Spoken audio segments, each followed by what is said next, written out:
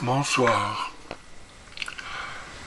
Ce soir, je vais vous présenter un joli petit programme qui va tout simplement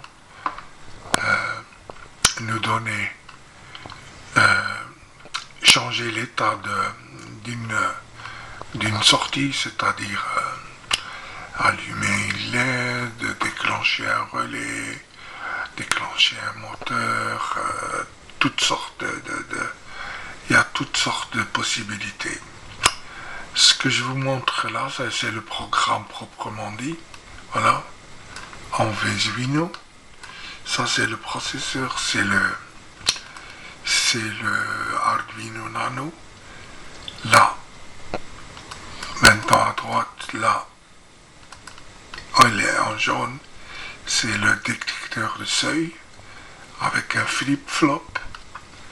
Et ici, c'est le port digital de sortie. Maintenant, je vais vous montrer le hardware. Voilà, ici, on voit le processeur, les lampes LED normales, bleues, le relais. Et ici, c'est le bouton poussoir. Vous voyez, si j'appuie ici, ça va éteindre les LED. Et si je rappuie de nouveau, ça va allumer les LED. Donc si j'éteins, ça s'éteint. Si j'appuie, ça s'éteint, pardon. Si j'appuie de nouveau, ça s'allume. Et on entend même le clic du relais. Voilà. C'est un joli petit programme qui peut servir à beaucoup de choses. On peut éventuellement rajouter un délai, on peut enclencher, mettre détecteur, par exemple un détecteur de passage ou quelque chose. C'est vraiment un programme très polyvalent et qui est capable de faire beaucoup de choses. Bien sûr, il faudra calculer par exemple pour des sorties plus importantes, il faudra mettre des composants. Il faudra regarder avec la puissance aussi, pas que vous ayez un problème de sortie.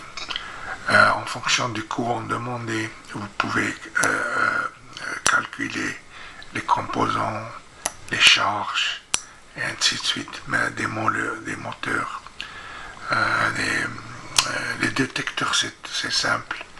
Il n'y a pas besoin, parce que ils donnent des états logiques, 0 et 1. Par exemple, ce genre de détecteur de seuil là, que je vous montre. Voilà, celui-là, ça c'est un.